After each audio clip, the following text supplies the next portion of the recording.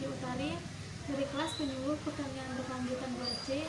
Nah, di sini saya akan mempresentasikan tentang partisipasi petani dalam meningkatkan kapasitas kelembagaan kelompok petani.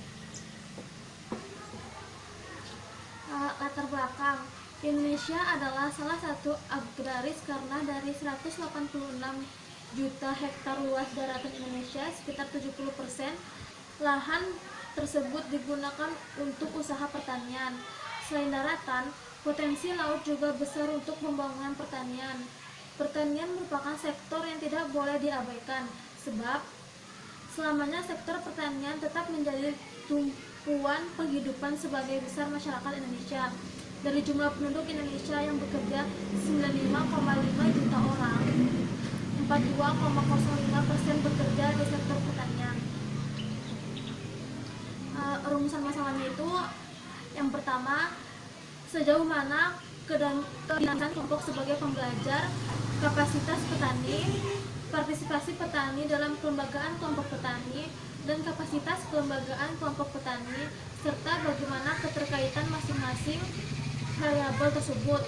Yang kedua, faktor-faktor determinan apa saja yang lebih berpengaruh dalam pengembangan kapasitas kelembagaan kelompok petani.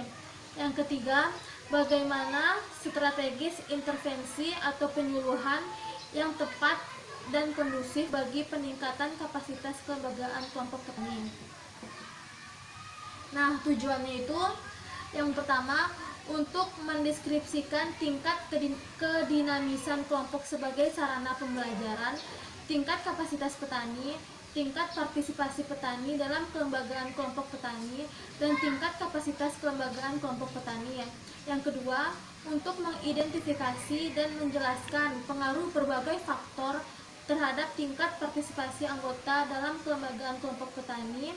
Yang ketiga, untuk mengidentifikasi dan menjelaskan pengaruh berbagai faktor terhadap tingkat kapasitas kelembagaan kelompok petani. Yang keempat, untuk merumuskan suatu strategis penyuluhan yang sesuai untuk mendorong petani dalam peningkatan kelembagaan kelompok petani yang efektif dalam mengelola sumber daya pertanian secara berkelanjutan.